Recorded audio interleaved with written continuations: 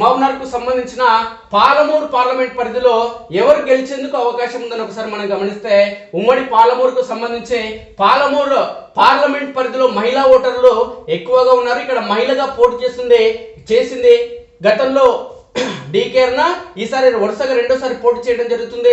గత ఎన్నికల్లో 2019 ఎన్నికల్లో రెండో స్థానంలో నిలవడం జరిగింది.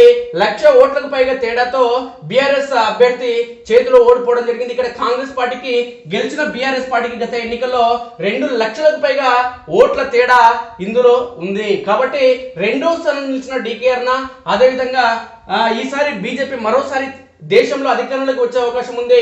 నరేంద్ర మోడీ మరోసారి ప్రధానమంత్రి కానున్నారు. దేశంలో ఏ పార్టీ గెలిస్తే ఆ పార్టీ అభ్యర్థి ఇక్కడ గెలిస్తే నిధులు ఎక్కువగా వస్తాయనే కోణంలో ప్రజలందరూ కూడా ఆలోచన చేయడం జరుగుతుంది. కాబట్టి అది రాష్ట్రంలో కానీ దేశంలో కానీ ఏ పార్టీ అధికారంలోకి వస్తుందని ప్రజలు అంచనాకి వచ్చిన తర్వాత గెలిచే పార్టీకే ఓటు వేయడం జరుగుతుంది, గెలిచే అభ్యర్థులకు ఓటు వేయడం జరుగుతుంది. కాబట్టి గత ఎన్నికల్లో పోటీ చేసే సుమారు 1,00,000 ఓట్లతో ఓడిపోయినటువంటి డీకే అరుణ, అదేవిధంగా 2 లక్షల పైగా ఓట్లతో ఓడిపోయిన కాంగ్రెస్ అభ్యర్థి, అదేవిధంగా టిఆర్ఎస్ అభ్యర్థి గత ఎన్నికల్లో 1,00,000కు పైగా ఓట్లతో గెలిచినప్పటికీ కూడా ఈసారి ఎన్నికల్లో మాత్రం ఆ పార్టీ ప్రభావం చూపే అవకాశం లేదు. కేవలం బీజేపీ కాంగ్రెస్ మధ్యనే పోటీ ఉంది. అయితే ఉమ్మడి పాలమూరు జిల్లా అనేది తెలంగాణ రాష్ట్ర ముఖ్యమంత్రి రేవంత్ రెడ్డి జిల్లా, సొంత జిల్లా కాబట్టి, అదేవిధంగా పార్లమెంట్ మహబూబ్నగర్ పార్లమెంట్ అనేది ఆయన ప్రాతినిధ్యం వహిస్తున్నటువంటి కొడంగల్ అసెంబ్లీ పరిధిలోకి వస్తుంది. కాబట్టి ఇవన్నీ పరిణామాలు చూసుకుంటే రేవంత్ రెడ్డికి ఇక్కడ గెలిస్తే ఆయనకు మంచి పేరు ఉంటుంది, లేకంటే ఆయనకు చెడు పేరు వస్తుందనే కోణంలో, ఎందుకంటే సొంత జిల్లా, సొంత అసెంబ్లీ స్థానం ఉన్న నియోజక పార్లమెంట్ పరిధి గెలవలేకపోయిన అపవాదం ఉంటుంది. కాబట్టి ఎవరు గెలిచే అవకాశం ఉందనే కోణంలో ఒకసారి ఇక్కడ చూస్తే టిఆర్ఎస్ పార్టీ మాత్రం గెలిచేందుకు అవకాశం లేనే లేదు. కాంగ్రెస్ బీజేపీ మధ్యనే పోటీ ఉంది. బీజేపీకి ఎక్కువ అవకాశాలు ఉన్నాయి. దీనికి ప్రధాన కారణం ఏంటంటే, గత ఎన్నికల్లో బీజేపీ అభ్యర్థి కాంగ్రెస్ అభ్యర్థితో ఎక్కడ సంబంధం లేదు. కేవలం బీజేపీ అభ్యర్థి బీఆర్ఎస్ అభ్యర్థికి మాత్రమే పోటీ ఉండే. ఈసారి కూడా బీజేపీ అభ్యర్థి బరిలో ఉంది, పోటీలో ఉంది. కానీ ఇక్కడ ప్రతిపక్షం కావచ్చు, లేదంటే ఈ తెలంగాణ రాష్ట్రంలో అధికారం కావచ్చు, దేశంలో ప్రతిపక్షంగా ఉన్నటువంటి కాంగ్రెస్ పార్టీ అభ్యర్థి ఇక్కడ పోటీ కావడం జరుగుతుంది. కానీ మహిళ అయినటువంటి ఈ పార్లమెంట్ పరిధిలో, మహబూబ్నగర్ పార్లమెంట్ పరిధిలో మహిళా ఓట్లు అధికంగా ఉన్నాయి. అదేవిధంగా డీకే అరుణ ఎంపీగా గెలిస్తే కేంద్ర మంత్రిగా అయ్యే అవకాశాలు మెరుగ్గా ఉన్నాయి. దీనికి ప్రధాన కారణం ఏంటంటే, సీనియర్ రాజకీయ నాయకురాలు, తెలంగాణ రాష్ట్రంలో అనేక మార్లు మంత్రిగా బాధ్యతలు నిర్వహించడం జరిగింది. తెలంగాణ ఫైర్ బ్రాండ్ గా పేరు రావడం జరిగింది. అదేవిధంగా బీజేపీ జాతీయ ఉపాధ్యక్షురాలుగా ఆమె కొనసాగడం జరుగుతుంది. కాబట్టి ముచ్చటగా మూడోసారి బీజేపీ అధికారంలోకి వచ్చే అవకాశం ఉంది.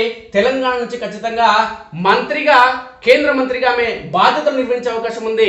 డీకే అరుణ కేంద్ర మంత్రి అయితే పాలమూరు పార్లమెంట్ పరిధి డెవలప్మెంట్ అనేది దూసుకుపోయే అవకాశం ఉంది. కాబట్టి జాతీయ స్థాయిలో దేశంలో కాంగ్రెస్ గెలిచే పరిస్థితి లేదు. ఇక్కడ కాంగ్రెస్ అభ్యర్థి గెలిచినా ఒరిగేదేం లేదు. దీనికి తోడు గత ఎన్నికల్లో పోటీ చేసి మళ్ళీ ఆయన కనిపించలేదు. మళ్ళీ పార్లమెంట్ ఎన్నికల్లో వచ్చినప్పుడు మాత్రమే కనిపించడం జరుగుతుంది.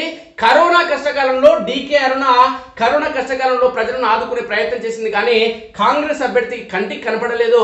గత ఎన్నికల్లో వచ్చి ఇక్కడ ప్రచారం చేసింది, ఈసారి వచ్చి మళ్ళీ ప్రచారం చేస్తుంది తప్ప ఎక్కడా కనిపించలేదు. కాబట్టి ఈ ప్రభావం కూడా కాంగ్రెస్ అభ్యర్థి పైన పడే అవకాశం ఉంది. మొత్తానికి చూస్తే మహబూబ్నగర్ పార్లమెంట్ పరిధిలో బీజేపీకి మెరుగైన అవకాశం ఉంది. నాగర్ కర్నూలు పార్లమెంట్ పరిధి కంటే మహబూబ్నగర్ పార్లమెంట్ పరిధిలో బీజేపీ గన్ షాట్ గా గెలిచే అవకాశాలు భారీగా ఉన్నాయి. అదేవిధంగా ఊరుకొండ, అదేవిధంగా మిర్జిల్ మండలాల ఇన్ఛార్జిగా వ్యవహరిస్తున్నటువంటి ముచ్చర్ల జనార్దన్ రెడ్డి గ్రామీణ ప్రాంతాలకు వెళ్లి ప్రతి గల్లీకి ఇంటింటికి వెళ్లి అనునిత్యం రోజుకు 2 పూటల ఉదయం సాయంత్రం వేళ ప్రచారం నిర్వహించడం జరుగుతుంది. కాబట్టి ఈ 2 మండలాల నుంచి కూడా మెజారిటీ వచ్చే అవకాశం ఖచ్చితంగా ఉంది. ఈ అంశానికి సంబంధించిన వార్త ఒకసారి మనం గమనిస్తే, పాలమూరులో రాజకీయాలు ఎప్పుడు రసోత్తరంగానే ఉంటాయి. ప్రస్తుత లోక్సభ పోరు కూడా రసోత్తరంగానే ఆసక్తికరంగా మారింది. బీజేపీ, కాంగ్రెస్, బీఆర్ఎస్ మధ్య త్రిముఖ పోటీ నెలకొంది. డీకే అరుణ బీజేపీ అభ్యర్థిగా, వంశీచంద్ర రెడ్డి కాంగ్రెస్, మన్నె జీవన్ రెడ్డి బీఆర్ఎస్ అభ్యర్థులుగా గత ఎన్నికల్లో వీళ్ళే పోటీ చేయడం జరిగింది. ఈసారి కూడా వాళ్ళే పోటీలో ఉన్నారు. నువ్వా నేనా అన్నట్లుగా గెలిపే లక్ష్యంగా పోటాపోటీగా అస్త్రాలు సంధిస్తున్నారు. దీంతో ఒక్కసారిగా రాజకీయాలు వేడెక్కాయి. మహబూబ్నగర్ లోక్సభ స్థానానికి 1952 నుంచి ఇప్పటి వరకు 17 పర్యాయాలు ఎన్నికలు జరిగాయి. 10 సార్లు కాంగ్రెస్, 3 దఫాలు బీఆర్ఎస్, అప్పటి టిఆర్ఎస్ పార్టీ, తెలంగాణ ప్రజా సమితి, జనతాదళ్, జనతా పార్టీ, బీజేపీ ఒక్కోసారి విజయం సాధించడం జరిగింది. సీఎం రేవంత్ రెడ్డి సొంత జిల్లా కావడం, ఆయన ప్రాతినిధ్యం వహిస్తున్న కొడంగల్ అసెంబ్లీ సెగ్మెంట్ కూడా ఈ పార్లమెంట్ పరిధిలో రావడంతో ఇక్కడ గెలుపును ఆయన ప్రతిష్టాత్మకంగా తీసుకున్నారు. ఈ స్థానంలో విజయం సాధించి కాంగ్రెస్ ఆధిపత్యానికి చెక్ పెట్టాలని బీజేపీ ప్రయత్నిస్తుండగా, అసెంబ్లీ ఎన్నికల్లో ఓటమి నిబంధనలో సిట్టింగ్ స్థానాన్ని నిలుపుకొని తిరిగే పట్టు సాధించాలనే లక్ష్యంతో బీఆర్ఎస్ సర్వశక్తులు ఒడుతుంది. కానీ బీఆర్ఎస్ కి అవకాశం లేదు. ఇక ప్రజాక్షేత్రంలో నిత్యం తిరుగుతున్న బీజేపీ అభ్యర్థి సిట్టింగ్ స్థానాన్ని కైవసం చేసుకునేందుకు, నిలబెట్టుకునేందుకు బీఆర్ఎస్ ప్రయత్నం గెలిపే లక్ష్యంగా ఎత్తులు పై ఎత్తులు. ఇక కాంగ్రెస్ ఎట్లా ఉందని ఒకసారి చూస్తే, కాంగ్రెస్ కొడంగల్ స్కీమ్ ముదిరాజులపైన ఆశలు. మహబూబ్నగర్ కాంగ్రెస్ అభ్యర్థి వంశీచంద్ర రెడ్డికి మద్దతుగా సీఎం రేవంత్ రెడ్డి ఫిబ్రవరి నుంచి ఇప్పటి వరకు 7 పర్యాయాలు పర్యటించారు. అధికారంలోకి వచ్చే నెల రోజుల్లోనే 4000 కోట్లతో చేపట్టిన మక్తల్ నారాయణపేట కొడంగల్ పథకంతో పాటు పలు అభివృద్ధి పనులకు శంకుస్థాపన చేసిన విషయాలన్నీ పదే పదే ఓటర్లకు వివరిస్తున్నారు. పార్లమెంట్ పరిధిలో అధిక శాతం ఓటర్లుగా ఉన్న ముదిరాజులను బీసీ డి నుంచి బీసీ ఏలోకి మారుస్తామని హామీ ఇచ్చిన ఆయన పాలమూరు ప్రాజెక్టుకు జాతీయ హోదా తీసుకురావడం, తగిన నిధులు కేటాయించకపోవడంపై బీజేపీ బీఆర్ఎస్ పై దుమ్మెత్తి పోస్తున్నారు. ఈ అంశాలు తమ గెలుపుకు దోహదం చేశాయనే ధీమాతో కాంగ్రెస్ ఉండగా, అయితే మహబూబ్నగర్, మక్తల్, దేవరకద్ర, జడ్చర్ల నియోజకవర్గాల్లోని పలు మండలాల్లో నాయకులు కేడర్ మధ్య సమన్వయం కొరవడినట్టు తెలుస్తుంది. చేరికల క్రమంలో పాత కొత్త నేతల మధ్య వైరం ముదిరినట్లు సమాచారం. ఇక బీజేపీ మోదీ చరిష్మా కేంద్ర పథకాలపై దృష్టి. బీజేపీ అభ్యర్థిగా మాజీ మంత్రి, సీనియర్ మహిళా నేత డీకే అరుణ రెండోసారి బరిలో దిగారు. గత ఎన్నికల్లో 2వ స్థానంలో నిలిచిన ఆమె ఈ ఎన్నికల్లో విజయం సాధించాలనే పట్టుదలతో శ్రమిస్తున్నారు. విజయ సంకల్ప పేరుతో పార్లమెంట్ పరిధిలోని 7 అసెంబ్లీ నియోజకవర్గాలను చుట్టేసిన ఆమె నియోజకవర్గ కేంద్రాల్లో ఇంటింటికి తిరిగి ఓట్లు అభ్యర్థించారు. ప్రతిరోజు ఏదో ఒక కార్యక్రమంతో ప్రజాక్షేత్రంలోనే ఉంటున్నారు. మోదీ చరిష్మా కేంద్ర పథకాలు తన గెలుపును దోహదం చేస్తాయని బలంగా చెబుతున్న ఆమె పాలమూరు ప్రాజెక్టుల సాధనలో తనదే ముఖ్య పాత్రని ప్రజల ముందుకు తీసుకువెళ్తున్నారు. అధిక సంఖ్యలో ఉన్న ఎస్సీ సామాజిక వర్గ ఓట్లు తనకు కలిసి వస్తాయనే ఆశతో ఉన్నారు. కాంగ్రెస్ బీఆర్ఎస్ విమర్శలకు ధీటుగా సమాధానం చెబుతూ తనదైన శైలిలో ముమ్మర ప్రచారం కొనసాగిస్తున్నారు. అయితే జితేందర్ రెడ్డి, జలేందర్ రెడ్డి వంటి నాయకులు బీజేపీ నుంచి వీడి కాంగ్రెస్ లో చేరడంతో ఆమెకు కొంత మైనస్ గా మారినట్టు తెలుస్తుంది. కానీ జితేందర్ రెడ్డితో అయ్యేది ఏమీ లేదు. ఎందుకంటే సొంత కొడుకుకు బీజేపీ అసెంబ్లీ టికెట్ ఇస్తే గెలిపించుకోలేకపోయినా 3వ ప్లేస్ పోవడం జరిగింది ఆయన కొడుకు. అంటే ఆయన స్టమినా ఏందో అక్కడే అర్థమైంది. కాబట్టి ఆయనతో అయ్యేది ఏమీ లేదు. దీనికి తోడు మందా జగన్నాథం కూడా బీజేపీకి మందకృష్ణ మాదిగా ఎస్సీ వర్గం కోసం దశాబ్దాలుగా పోరాటం చేయడం జరుగుతుంది. ఆయన స్పష్టంగా అసెంబ్లీ ఎన్నికల నుంచి మొదలు ప్రస్తుత పార్లమెంట్ ఎన్నికలు కూడా మాదిగ సామాజిక వర్గానికి సంబంధించిన వాళ్ళందరూ కూడా ఎస్సీ వర్గీకరణ సాధ్యం కావాలంటే బీజేపీతో సాధ్యమవుతుంది, నరేంద్ర మోడీతో సాధ్యమవుతుంది. కాబట్టి ఎస్సీ సామాజిక వర్గాన్ని, మాదిగ సామాజిక వర్గానికి సంబంధించిన ఓటర్ అందరూ కూడా ఖచ్చితంగా బీజేపీకి ఓట్లు వేసి బీజేపీ అభ్యర్థిని గెలిపించాలని ప్రయత్నం చేయడం జరుగుతుంది, ప్రచారం చేయడం జరుగుతుంది. మహబూబ్నగర్ పార్లమెంట్ పరిధిలో ఎస్సీ సామాజిక వర్గానికి సంబంధించిన జనాభా ఎక్కువగా ఉంది కాబట్టి అది కూడా డీకే అరుణకు కలిసి వచ్చే అవకాశం. ఇక బీఆర్ఎస్ కేసీఆర్ పైనే భారం.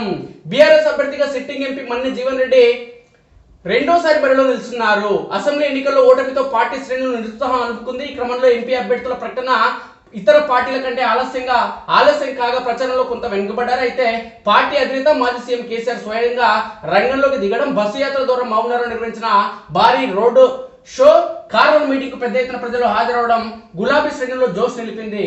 కేంద్రంలో 10 ఏళ్లు అధికారంలో ఉన్న బీజేపీ తెలంగాణకు ఏం చేసిందని, అమలు కాని హామీలతో కాంగ్రెస్ అధికారంలోకి వచ్చిందని కాంగ్రెస్ వాటిని అమలు చేయలేక చెతుకల పడిందంటూ తనదైన పంతాలో విమర్శలు గుప్పిస్తూనే ఈ పార్లమెంట్ స్థానంలో అధిక సంఖ్యలో ఉన్న ముస్లిం ఓటర్లు టార్గెట్ గా ప్రసంగించి ఆకట్టుకునే ప్రయత్నం చేశారు. ఇదే సమయంలో ఇక్కడ బీఆర్ఎస్ బీజేపీ మధ్య పోటీ నెలకొందని అందరూ కృషి చేస్తే మన్నే జీవన్ రెడ్డి గెలుపు తథ్యమని నేతలు పేర్కొనడం, బీఆర్ఎస్ బీజేపీ మధ్యన పోటీ ఉందని బీఆర్ఎస్ వాళ్ళు అనుకుంటున్నారు. కాంగ్రెస్ ఏమో బీజేపీ కాంగ్రెస్ మధ్యన పోటీ ఉంది అనుకుంటున్నారంటే ప్రధానమైన పార్టీ బీజేపీగా ఇక్కడ చెప్పుకోవచ్చు. ప్రభావం చూపించే అంశాలు ఒకసారి చూస్తే ఇక్కడ ఈ పార్లమెంట్ పరిధిలో పాలమూరు రంగారెడ్డి ఎత్తిపోతల పథకానికి జాతీయ హోదా, Achampet Tandur Krishna Vikarabad railway lane pending, Gadwal Macherla lane కు అడుగులు పడకపోవడం, నారాయణపేటకు మంజూరైన సైనిక స్కూల్ తరలిపోవడంపై నిరసన, గద్వాల నారాయణపేటలో చేనేతలకు టెక్స్టైల్ పార్కు ఏర్పాటు చేయకపోవడం అనేది ఇక్కడ మైనస్లు అన్ని అధికార పార్టీలకు.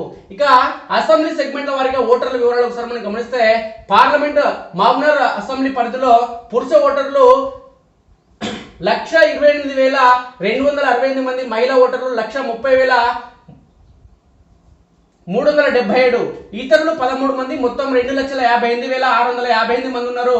జడ్చర్ల నియోజకవర్గ పరిధిలోని ఓటర్లకు చూస్తే 1,11,354 మంది పురుష ఓటర్లు, 1,11,863 మంది మహిళా ఓటర్లు, ఇతరులు 5 మంది, 2,23,222 మంది మొత్తం ఓటర్లు.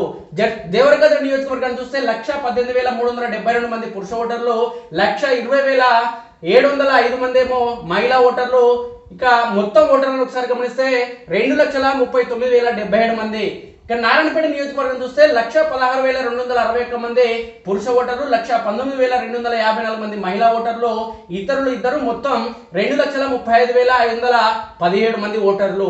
మక్తల్ నియోజకవర్గాన్ని చూస్తే 1,19,474 మంది పురుష ఓటర్లు, 1,23,863 మంది మహిళా ఓటర్లు, ఇతరులు ఒకరు, 2,43,335 మంది మొత్తం ఓటర్లు.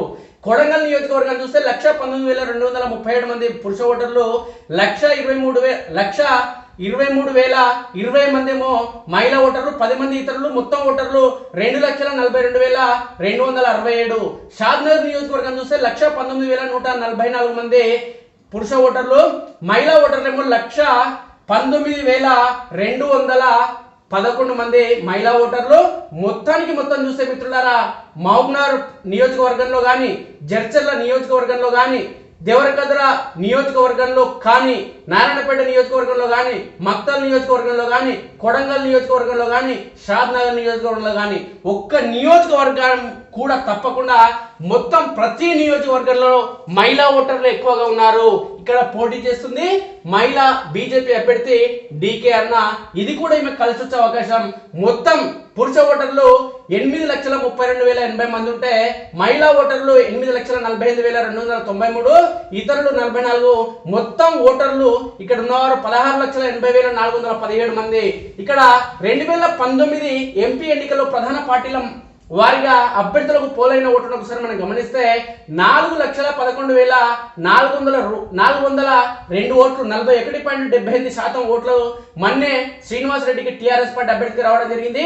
డీకే అరుణకు 3,33,573 ఓట్లు, అంటే 33.88% ఓట్లు రావడం జరిగింది. అంటే చాలా తక్కువ ఓట్ల తేడాతో మేము ఓడిపోవడం జరిగింది.